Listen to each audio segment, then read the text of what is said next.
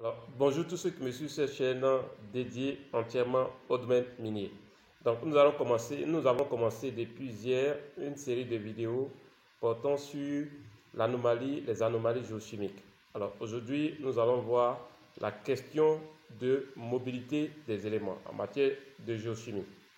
Alors, ce que vous devez noter déjà dans cette vidéo, c'est que la mobilité des éléments varie selon les caractéristiques chimiques et aussi les caractéristiques chimiques de ces éléments, mais aussi de l'environnement dans lequel se trouvent ces éléments. Donc, comment va se passer la mobilité des éléments si vous voulez, géochimiques.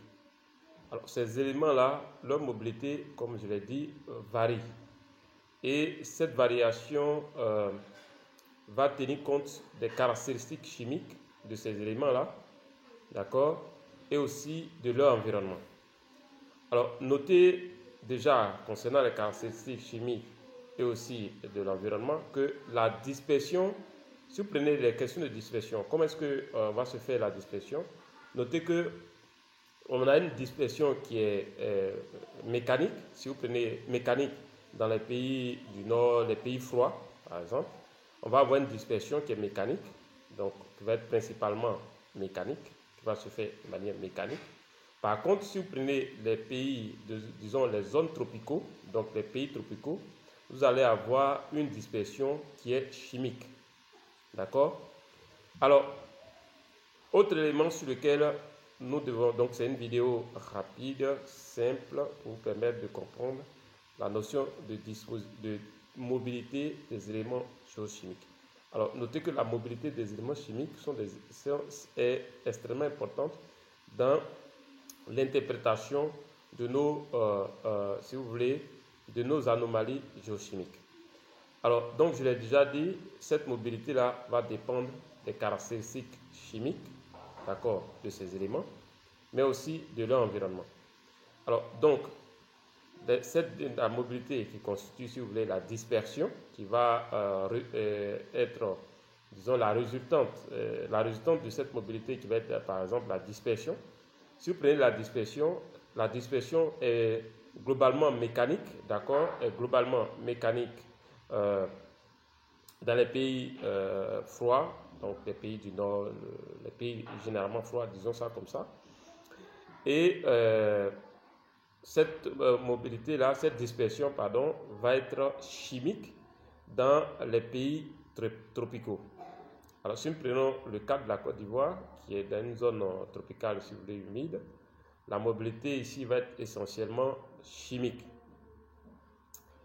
Alors, cela est vrai principalement dans les pays chauds, les pays, si vous voulez, prenons le cas de l'Afrique de l'Ouest, ça va être le cas dans les différents pays d'Afrique de l'Ouest pour nous conformer à notre situation locale. Donc, deux formes de dispersion. Une dispersion mécanique qu'on trouve principalement dans les pays froids et une dispersion chimique qui se fait principalement dans les pays chauds.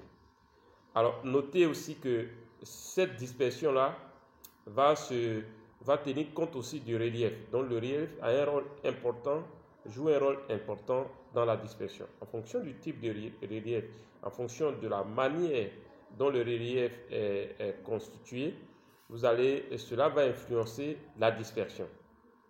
Alors, notez que les conditions, si vous prenez le cas, les conditions de mise en solution.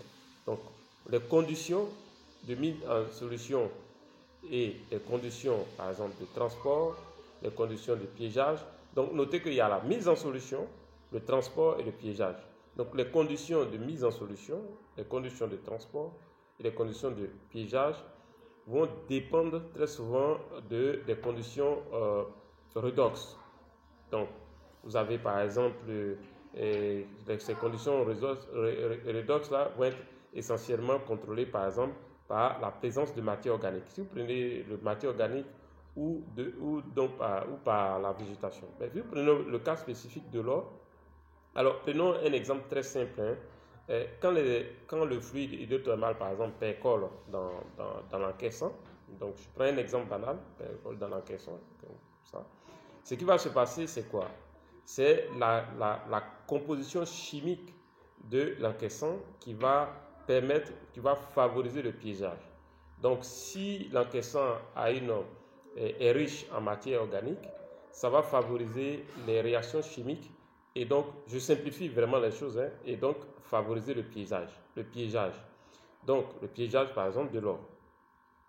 D'accord? Donc, notez que le relief a un impact. Le relief est très important dans le cadre de la dispersion. On a dit que la dispersion va tenir compte va se faire physiquement et mécaniquement, par exemple, dans les pays froids, mais ça va se faire chimiquement, donc avec la température, la haute température va se faire, les réactions chimiques vont être favorisées, donc va se faire chimiquement dans les pays tropicaux.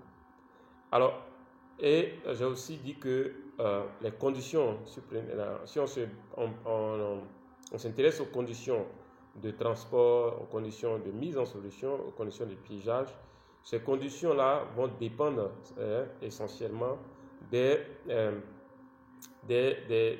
conditions redox, donc qui sont largement, et ces conditions redox sont très souvent, très largement influencées par la présence de matière organique et de végétation. Donc, lorsqu'on fait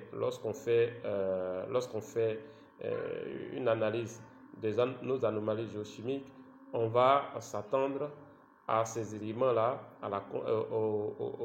qu'on appelle au comportement de ces éléments chimiques, de ces éléments qui constituent nos roches, etc. Et ces éléments-là, leur comportement chimique ou mécanique ou physique va nous permettre de prévoir un certain nombre de phénomènes qui vont se passer, tels que par exemple le piégeage. Alors, donc, on tient compte par exemple des dysphores formes ioniques, on tient compte de la solubilité, etc., etc. Donc, pour conclure, notez que la mobilité des éléments varie en fonction des caractéristiques chimiques, mais aussi en fonction de l'environnement. Et lorsqu'on se retrouve dans un environnement froid, la dispersion qui va être favorisée, le type de dispersion, la dispersion va être favorisée par des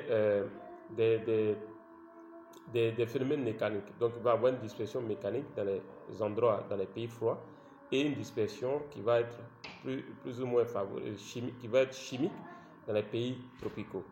Et notez aussi, pour terminer, que le relief joue un rôle important dans cette dispersion, sans oublier que les conditions redox vont influencer les conditions de mise en solution, de transport et de piégeage. Si cette vidéo vous a plu, faites-moi un gros like, abonnez-vous à la chaîne et on se dit à très bientôt. Ciao, merci.